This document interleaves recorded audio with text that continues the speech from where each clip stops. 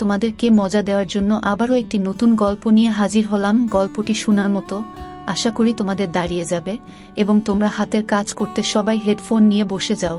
যদি আমার গল্প শুনে মজা পাও তাহলে অবশ্যই আমার চ্যানেলটি সাবস্ক্রাইব করবে। তো চলো বন্ধুরা, আমরা কথা না বাড়িয়ে আসল গল্পে চলে আই।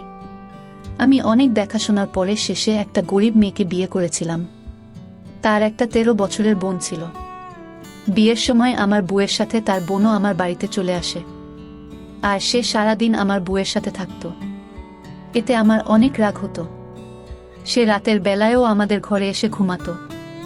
একদিন আমি আমার বউয়ের উপর অনেক রাগ দেখালাম আর অন্য ঘরে গিয়ে দরজা বন্ধ করে দিলাম।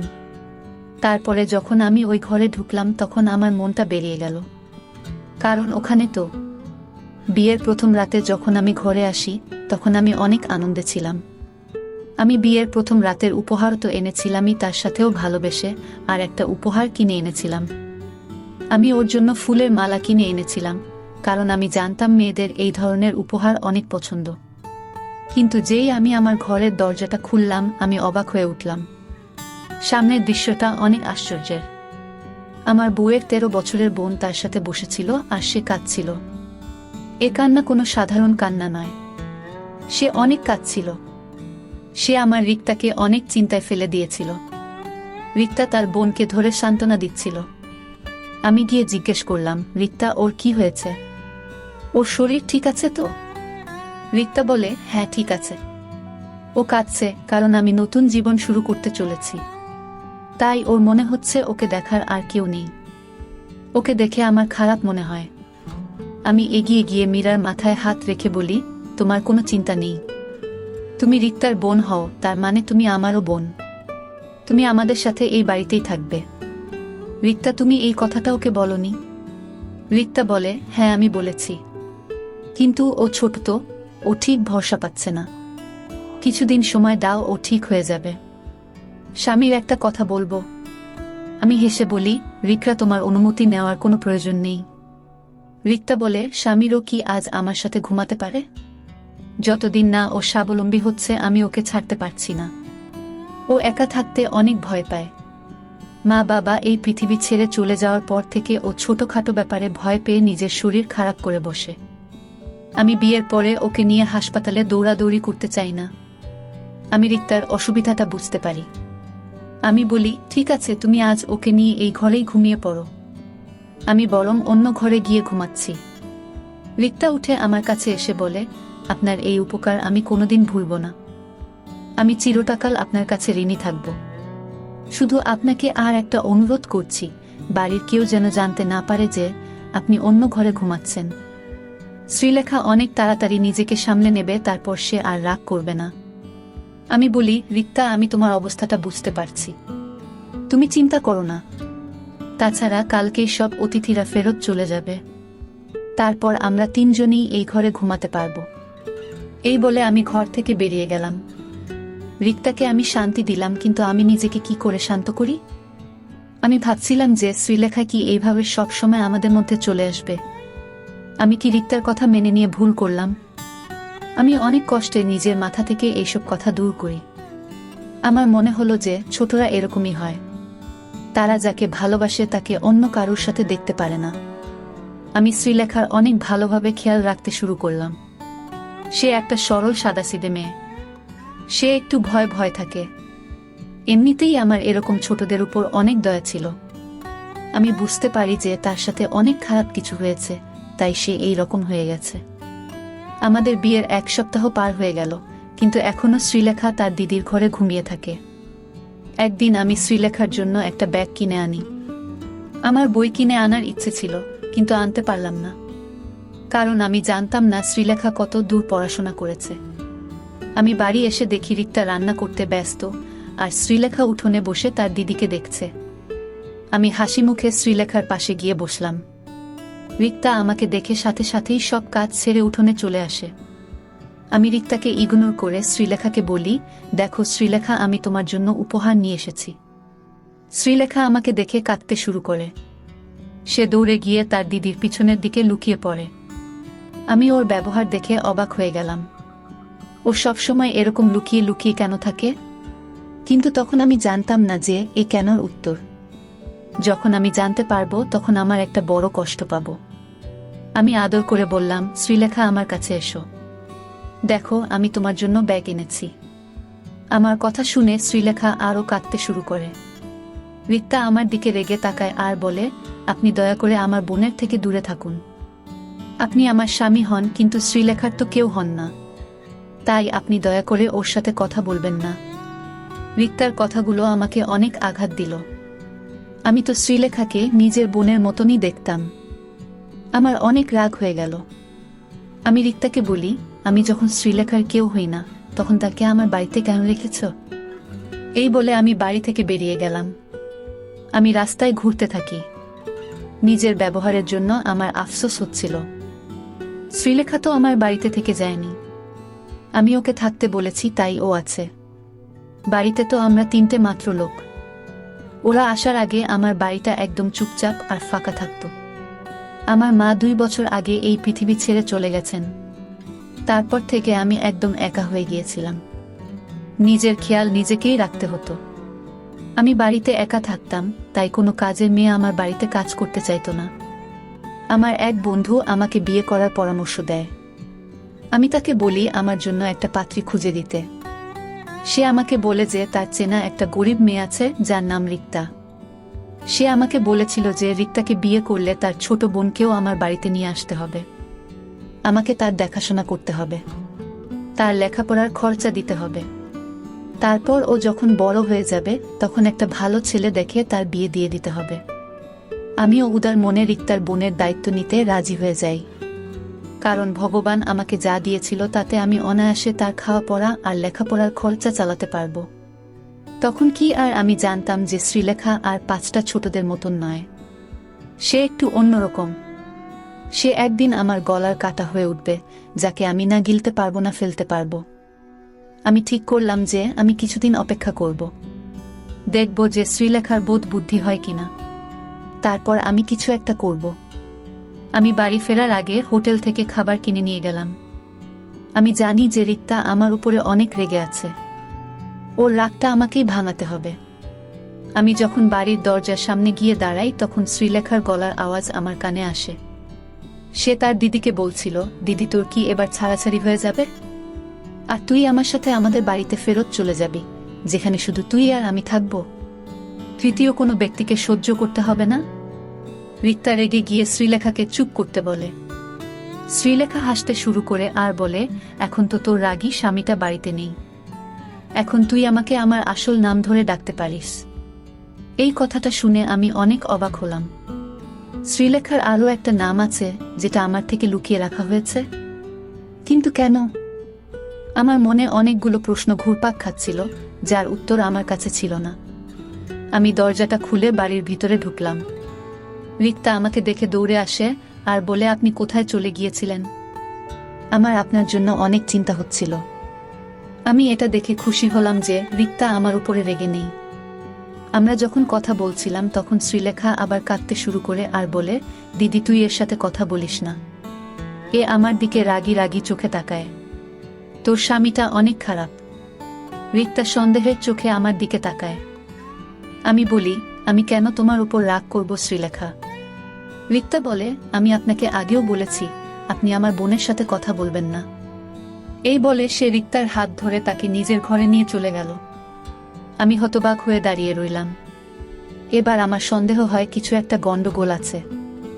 এতদিন আমি শ্রীলেখার ব্যবহারকে তার ছেলেমানুষই ভাবতাম, কিন্তু ব্যাপারটা অতটা সহজ নয়। রিক্তার প্রতিদিনের মতো আমার জলখাবার বানাচ্ছিল। হঠাৎ সে কাজ থামিয়ে জিজ্ঞেস করে, বলেন আপনি শ্রীলেখার জন্য ব্যাগ কেন কিনে এনেছিলেন?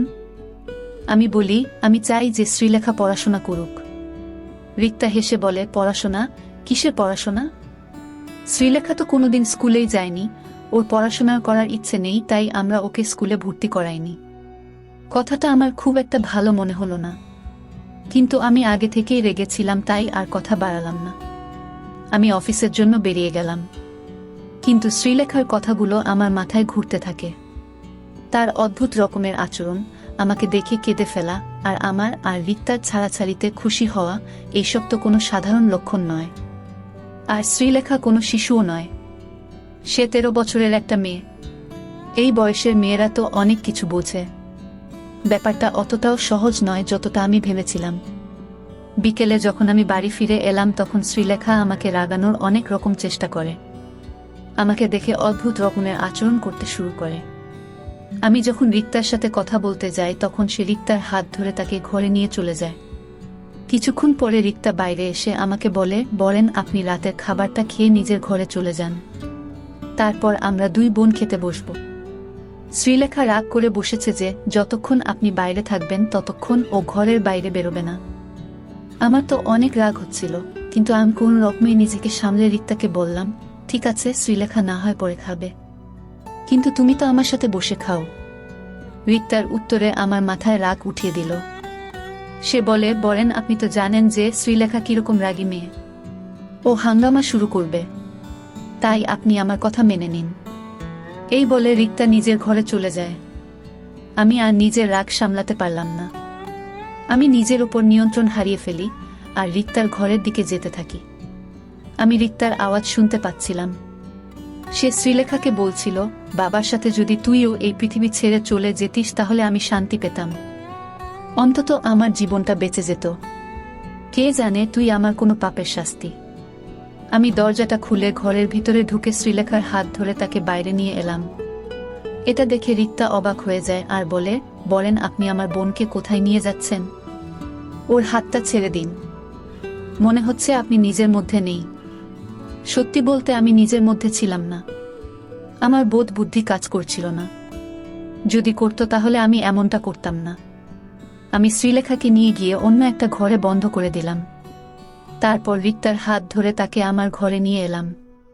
এসে আমি রিক্তাকে জিজ্ঞেস করলাম, আমাকে সত্যি করে বলো তোমার বোন এইরকম ব্যবহার কেন করে? রিক্তার চেহারার রং পরিবর্তন হয়ে গেছিল। সে কাঁদতে শুরু করে আর বলেন আপনার 2টি পায়ে পড়ি, আপনি আমার বোনকে ছেড়ে দিন। ও অনেক ভীতু, ও অনেক ভয় পেয়ে যাবে, ও শেষ হয়ে যাবে। ও একটা রাত তো দূরের কথা, একটা মুহূর্তে আমাকে ছাড়া থাকতে পারে না। আমি আওয়াজ করে বলি, কেন? আজকাল তো ছোট ছোট মেয়েরাও তাদের মাকে ছেড়ে থাকতে পারে। এ তোমার কি রকম বোন যে তোমাকে ছাড়া এক মুহূর্তে থাকতে পারে না? আমার এইসব একদম পছন্দ নয়, আর আমি আর এইসব সহ্য করব না। তুমি তোমার এইসব কান্নাকাটি বন্ধ করো। কিন্তু সে আরো কাঁদতে থাকে।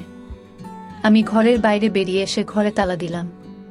তারপর নিজের ঘরে এসে দরজাটা বন্ধ করে দিলাম যাতে রিক্তা আর শ্রীলেখার আওয়াজ আমার কানে না আসে। 2 বোন মিলে দরজায় আওয়াজ করছে। মনে হচ্ছিল তারা পারলে দরজাটাই ভেঙে ফেলবে। বেশ কিছু ঘন্টা ধরে এটাই চলতে থাকে, কিন্তু ভোর হওয়ার কিছুক্ষণ আগে 2 জনেই থেমে যায়। 2টা ঘর থেকে কোনো আওয়াজ আসে না। আমি বাধ্য হয়ে শ্রীলেখার ঘরের দিকে গেলাম। আমি শ্রীলেখার কাছে ক্ষমা চেয়ে তাকে রিক্তার কাছে নিয়ে যেতে চেয়েছিলাম, কিন্তু যেই আমি শ্রীলেখার ঘরের দরজাটা খুললাম আমার হাত পা ঠান্ডা হয়ে গেল, কারণ ওই ঘরে তো একটা ছেলে বসে আছে। আমি কাছে যেতেই সে ভয় পেয়ে কাঁদতে শুরু করে। আমি তাকে বলি, আমার সামনে চোখের জল ফেলে কোনো লাভ হবে না। সত্যি করে বলো তুমি কে, আর শ্রীলেখা কোথায়? ছেলেটা কাঁদতে কাঁদতে বলে, আমি যদি আমার সত্যিটা আপনাকে বলি তাহলে আপনি আমাকে বিক্রি করে দেবেন না তো? শুনে আমি অবাক হয়ে গেলাম। বললাম, না না, আমি কেন তোমাকে বিক্রি করে দেব? এই শুনে ছেলেটা একটু শান্তি পেল আর সোফায় গিয়ে বসে পড়ল। তার মুখে একটা উজ্জ্বল ভাব দেখলাম। সে বলে, যখন আমি এই পৃথিবীতে এসেছিলাম তখন আমার বাড়িতে শোক পালন করা হয়েছিল। মনে হয়েছিল যেন আমি জন্মাইনি, আমি এই পৃথিবী ছেড়ে চলে গেছি। আমি যখন বড় হতে থাকি তখন আশেপাশে অনেক অন্যায় দেখেছি। আমার বাবা আমার মাকে মেরে মেরে শেষ করে দিত। বাবা আমার দিকে তাকিয়ে মাকে বলতো, এর থেকে ভালো হতো যদি তোর কোনো সন্তান না হতো। কিন্তু এটা তুই কাকে এই পৃথিবীতে এসেছিলি? বাবার কথা শুনে আমি আয়নার সামনে এসে দাঁড়াতাম। রিক্তা বলতো যে বাবার কথায় কান্না দিতে। আমি নাকি অনেক ভালো দেখতে। কিন্তু আমি যদি ভালো হই তাহলে আমার জন্য মাকে কেন মার খেতে হয়? আমি রিক্তার কাছে টাকা চাইলে সে আমাকে 2 টাকার নোট ধরিয়ে দিত। আমি দৌড়ে দোকানে গিয়ে মায়ের জন্য আমার পছন্দ মতন টফি কিনে আনতাম। এসে মাকে সেটা খাওয়াতাম আর বলতাম, মা এটা খেয়ে নাও, তুমি আরাম পাবে। মা আমাকে ধরে ফুপিয়ে ফুপিয়ে কাঁদত। তখন আমি অনেক ছোট ছিলাম। আমার বয়সী ছেলেরা সারাদিন খেলে বেড়াতো, কিন্তু আমার খেলতে ভালো মনে হতো না। আমি সারাদিন বাড়িতে বসে মাকে পাহারা দিতাম, যাতে বাবা এসে আবার মাকে না মারে। কিন্তু আমি অনেক চেষ্টা করা সত্ত্বেও 3-4 দিন পর পরই মা বাবার হাতে মার খেত। আমি আমার ছোট ছোট হাত দিয়ে মায়ের পায়ে ম্যাসেজ করে দিতাম যাতে মা আরাম পায়। কিন্তু মা নিজের যন্ত্রণা ভুলে আমার ছোট ছোট হাতে আদর খেত আর কাঁদত। মা বলতো, আমার মার খেতে কষ্ট হয় না, তোর এইসব আচরণ দেখে আমার কষ্ট হয়। একদিন মা বাজার থেকে আমার জন্য একটা সাইকেল কিনে আনে আর বলে, তুই তো বাইরে খেলতে যাস না, তাই বাড়িতেই তোর খেলার জিনিস এনে দিয়েছি। আমি সাইকেলটা পেয়ে অনেক খুশি ছিলাম। আমি খুশি হয়ে মাকে আদর খাই। তারপর থেকে রোজ রোদের মধ্যে আমি সাইকেল চালিয়ে বেড়াতাম। মা বলতো, এই শেষবার তোকে আমি রোদে খেলতে দিচ্ছি, এরপর থেকে তোকে আর রোদে বের হতে দেব না। আমি কিছুক্ষণ পর পরই সাইকেল থেকে নেমে সাইকেলটাকে আমার পোশাক দিয়ে দিয়ে মুছতাম, যাতে ওটা সব সময় নতুন মনে হয়। একদিন রাতে যখন বাবা বাড়ি ফেরে তখন আমি সাইকেল থেকে ঝুলছিলাম। বাবা জিজ্ঞেস করে, ওকে এই সাইকেলটা কে কিনে দিয়েছে? বাবা আমাকে 2টা মেরে আমাকে সাইকেল থেকে নামিয়ে আনে, তারপর কুড়াল দিয়ে সাইকেলটা ভেঙে দেয়। এটা দেখে আমার চোখে জল চলে আসে। আমি রাতে না খেয়ে ঘুমাতে চলে গেলাম। রাতে মা আমার ঘরে আসে, আমার পাশে বসে বলে, বাবু, আজ তোর সাথে আমার কিছু কথা আছে। তোর এখন 4.5 বছর বয়স হয়ে গেছে, তুই এখন অনেক কিছু বুঝিস। এখন তোর মা তোকে সব কথা বলতে পারে, তাই না? আমি মাথা নাড়লাম। মা আমাকে জিজ্ঞেস করে, তোর দিদির নাম কি? আমি বলি, রিক্তা। মা বলে, আর তোর নাম কি? আমি চুপ করে যাই। আমি বলি, বাবা আমাকে কমজাত বলে, তুমি আমাকে বাবু বলো। এর মধ্যে আমার নাম কোনটা? আমার মায়ের চোখ সবসময় ছল ছল করত, আজও তার চোখে পানি দেখতে পাই। মা বলে, তোর কোনো নামই নেই। তোর 4.5 বছর বয়স হয়ে গেল, কিন্তু এখনো আমি ঠিক করতে পারলাম না যে তোর কি নাম রাখব। বুঝতে পারছি না তোকে ছেলেদের নাম দেব না মেয়েদের নাম। আমি বলি, আমাকে মেয়েদের নাম কেন দেবে? আমি তো ছেলে। তারপর মা মাথা নেড়ে বলে, না, তুই ছেলে মেয়ে কোনোটাই নোস, তুই হলি তৃতীয় মানুষ, থার্ড জেন্ডার। তখন আমার বয়স অনেক কম ছিল, তাই আমি মায়ের কথা ঠিক বুঝতে পারলাম না। মা বলে, আমি তোকে ছেলেদের নাম দেব না, কারণ তুই যখন বাইরে বেরোবি তখন লোকে অনেকটা কথা বলবে। আমি তোর নাম শ্রীলেখা রাখব। তুই যখন বাইরে বেরোবি তখন মাথায় ঘোমটা দিয়ে বেরোবি, আর চেষ্টা করবি সবসময় বাড়িতেই থাকার, কারণ বাড়ির ভিতরে তুই সব থেকে বেশি নিরাপদ থাকবি। আমি রেগে গিয়ে বলি, না, আমি ঘোমটা দেব না, আমি ছেলে। মা বলে, আমার কাছে একদম সময় নেই বাবা, না হলে তোর সব কষ্ট আমি নিজে নিয়ে নিতাম, কিন্তু এখন আমাকে এক জায়গায় যেতে হবে। আমি মাকে ধরে কাঁদতে কাঁদতে বললাম, আমাকেও তোমার সাথে নিয়ে চলো মা। মাও আমাকে ধরে অনেক কাঁদে। তারপর আমি যখন ঘুমিয়ে পড়ি তখন আমাকে রিক্তার কাছে শুইয়ে দিয়ে মা চলে যায়। সকালে আওয়াজের শব্দে আমার ঘুম ভাঙে। রিক্তা অনেক কাঁদছিল। আমি যখন বাইরে আসি তখন দেখি মা শুয়ে আছে। রিক্তা আমাকে ধরে কাঁদতে কাঁদতে বলে, মা আর নেই। আমি তার মাথায় মেরে বলি, চুপ করো, মা ঘুমোচ্ছে, মায় উঠে যাবে। রিক্তা আমাকে ঘরে নিয়ে গিয়ে আমার মাথায় পোশাক দিয়ে বলে, আজ থেকে তুই শ্রীলেখা। তোর মায়ের কথা মনে আছে তো? আমি মাথা নাড়লাম।